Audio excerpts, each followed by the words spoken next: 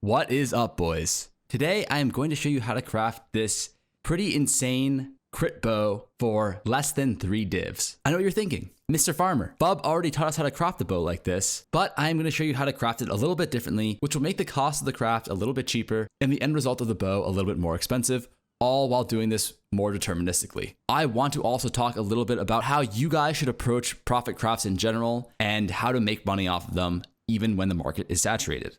So to start off, how does he do it and how are we going to do it differently? The way he recommends going through this craft is just by starting off with a random ass blue bow. And then with this essence, you can guarantee on tier 3 crit. And then you just 1 in 3 fracture on the crit if it has above like 3.6 or 3.7. I forget what the actual number was. After that, you have the crit on and then you chaos spam for tier 2 or tier 1 lightning. When he posted the video, obviously the prices were different, but right now chaos orbs are 1 to 40. And if you look here, the odds of hitting lightning damage on a fracture, tier 2 or above, is only 1%, which means that you're going to have to spend roughly 100 chaos orbs on average in order to hit tier 2 or tier 1. That's roughly a cost of like 2.5 to 3 div. To get to this point, it'll cost you around like 4, maybe 5 div, depending on if you're unlucky with your fractures or not. But there's a way you can do this a little bit cheaper and a little bit more guaranteed. If you're kind of smart about your trade filters, instead of buying random magic bows, adding on the crit yourself and then fracturing for the 1 in 3, I search for bows that have 3 affixes total using this weighted sum here.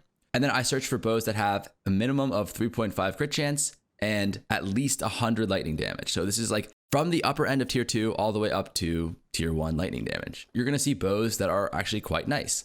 Like this one, kind of mid. This is like probably like the lowest you'd want to do. This one, for example, this is tier 1 crit chance, tier 2 lightning. They have been up for like 9 hours, 2 days, like that kind of stuff.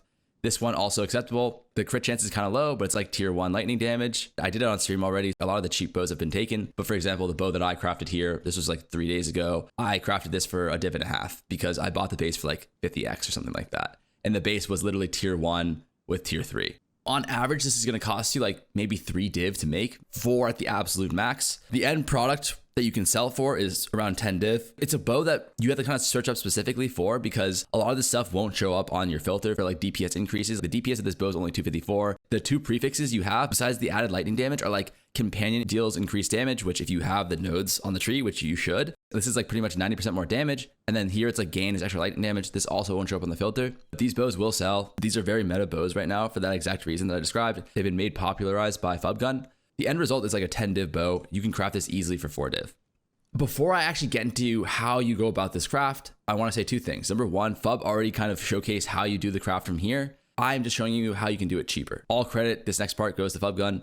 But number 2, the primary purpose of why I'm showing you how you do this isn't so you can just go and unga bunga copy the exact same steps and make profit. If you're one of the first people watching this video, like maybe like the first 1,000 people, you could do that and make a good amount of money. But what ends up happening with these kind of showcases is the cost of the materials are going to go up significantly. If you're one of the first people to try this method, and you search for these bows, you're going to find a couple bases quite cheaply. Even like at 2 div, doing this method is actually going to be positive EV. You're going to be making like 3 or 4 div per bow. It's going to be really good. Once these bases are bought out, the only base you could buy then is going to be like 4 div. The more people do this, the price of the actual end result is going to go down. The first guy's going to undercut by 9 div. Second guy might do 8 div. What ends up happening is the cost of the materials increases and then the cost of the end result decreases. So the margins just get cut to shit. If you want to just look for easy craft, you can just follow step by step and then profit off of, like, those days are kind of dead because of how deterministic crafting is. But what I'm hoping to show you is that if you can just innovate even a little bit and change the crafting process, add like 1 or 2 steps or make 1 or 2 steps a little bit more efficient,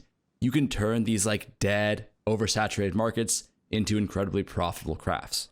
Anyways, with that being said, let's go right into the craft, okay? Let's buy this bow. This thing is absolutely nuts. It's almost max roll tier 2 lightning and tier 1 crit chance. Awesome. We buy this shit for 1 div. I'm assuming you guys all know already, but if you don't, essentially you can now get 1 in 3 fractures by adding a desecration onto the bow. The desecration unga bunga text, it cannot be fractured. So we can now have 1 in 3 chances to hit our fractures. But because we have 2 stats that we want, there's actually a 2 in 3 chance to hit the fracture now. No matter what, you're going to need to have either 2 suffixes or 2 prefixes. If you hit the fracture on the side that has 2, you guarantee finish the craft. So what we're going to want to do now is add on a desecration. And the actual desecration we want to add on is very important. It can't just be a suffix. It can't just be a prefix. It has to be very specific. And that is specifically going to be a prefix with the Amunamu mod that we're going to want to add on later. Everything together is like 7x. This adds the Amunamu mod guaranteed. This adds a prefix guaranteed, and this just adds the desecration. Now all we have to do is fracture. So there's 3 possible outcomes to this fracture, and all 3 have different results. Number 1, we hit the fracture on the reduced attribute requirements. This is obviously worst case scenario. The bow is bricked. You can still craft on it a little bit maybe, and then resell it for like a div, maybe 2. In which case you'll just be doing the same steps, but selling it for like 2 div instead of 10. Now you might be thinking 2 out of 3 possible fractures that are left, and they're both really good options, right? We can fracture on the crit chance or the lightning damage. Both cases are wins. Yes and no. If we fracture on the lightning damage, it's good, but not great. Because unfortunately, we still have to remove the attribute requirements, and that will just be a 50-50. So if we fracture on the lightning damage, we still have to win a 50-50 to isolate the crit chance. If, however, the third option happens and we fracture on crit chance, then we're good. Everything can be done deterministically, because with crit chance fractured on and lightning damage isolated, we can guarantee remove a suffix, and then we're good to go. God bless. Awesome. We hit the crit chance. Like I said, best case scenario has been achieved. So the next step here is we are going to use this dextral crystallization plus perfect essence of electricity to convert 100% this attribute requirement into gain as lightning damage.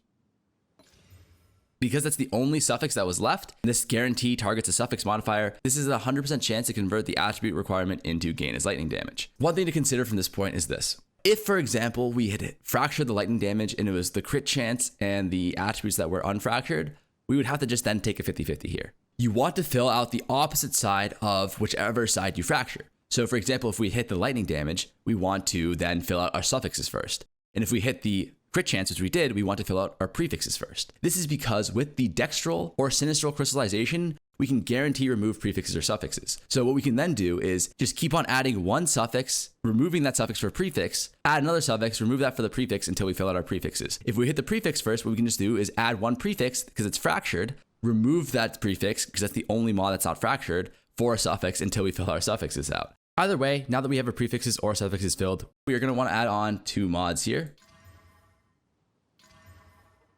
So what we're going to do now is we're going to keep the dextral crystallization on, and we are going to add perfect essence of haste.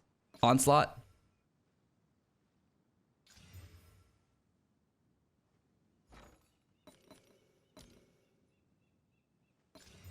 Boom, there we go. That's why we add on the haste first, because it costs us 2 hastes to hit and then 1 battle. If we were to add on the battle first, it would have cost us 2 battles to hit and 1 haste. Battles are 37x each, hastes are 13, so it's way better to do 2 hastes and 1 battle than 2 battles and 1 haste. But that's just a small efficiency thing. It'll save you like 30x, which just really brings us to our last step, unveiling our desecration. If you remember earlier, I specifically told you guys that we need to use an Omen of the Liege. This was because it guarantees amumu modifiers on the unveil. Now, if we look back here on the desecration, what are the 3 amumu modifiers that are available? Increased effect, companion damage, which is the mod that we want, attacks penetrate fire res.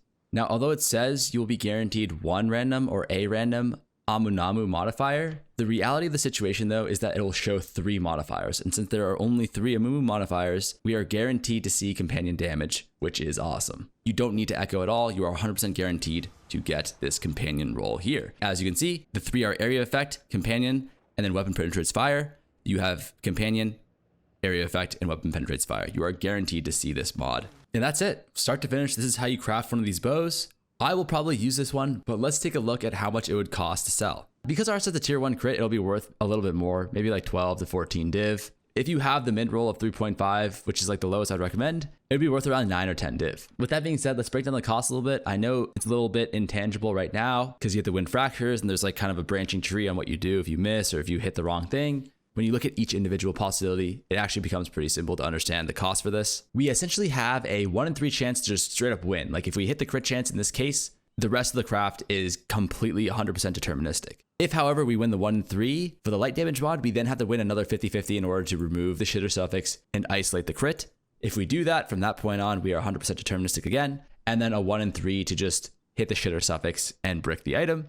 This altogether is a 2 in 6 plus a 1 in 6, which is a 3 in 6 or a 50-50. So pretty much from the base that I just showed you, we have a 50-50% chance of hitting the fracture and isolating the other mod. Since the base only costs 1 div, that means we have a 2 div cost to guarantee a base that we will be able to 100% deterministically craft. After that, it's just using these dextral crystallizations in conjunction with the perfect essences in order to add on the 3 essence mods that we need, which is gain lightning, attack on skills, and then chance for onslaught. On top of that, we will also need the amumu prefix desecration. Altogether, that only costs like half a div to one div. Let's just call it one div to be conservative. So this entire craft really only costs you 3 div to make. And as we just established, you can easily sell it for like 9 or 10. The steps are really simple. There's only one part where you have to roll the 50-50s with the haste in the battle. But this whole thing only took me like 3 minutes to make. If there's one thing that I hope you guys take away from this video, it's that please innovate on crafts. Don't just follow other people's guides and do it one for one. The margins will no longer be there once it's known. If you are not cooking up your own crafts, the only way to seriously profit off of them is by tweaking them. Even adding 1 or 2 small changes is enough. In this case, he was spending like 4 to maybe 6 div crafting a bow that at the time was worth 10 and now is probably worth only like 6 or 7. With just like those couple tweaks that I made to adding the amumu modifier and fracturing different bases, the cost of the craft goes down to like 3 div and the end result can now go up to like 10 to 14 div. After I post this video, I guarantee you the margins are going to get cut to shit. If you can just learn the mechanics of how things work and then apply them to different crafts, or like learn the mechanics of how this craft works and see if you can find a way to make it even more efficient. That is ultimately how you're going to make most of your money profit crafting, not just by waiting for someone to post the recipe for you and then you copy it 1-to-1 like hundreds of other people are going to do. Anyways, that is all for this video. Thank you guys so much for watching. I know I yapped a little bit about stuff that wasn't entirely related to the craft, but I thought it was just really important to kind of go over this because there's been a lot of confusion in the comment section about this kind of stuff. I hope this video was at least a little bit helpful for you in terms of just crafting this bow yourself, or maybe for a little bit of profit, or maybe teaching you a little bit more about how to think about profit crafting in general. With that being said, I wish you guys the best of luck and I hope to see you again in the next one. 07.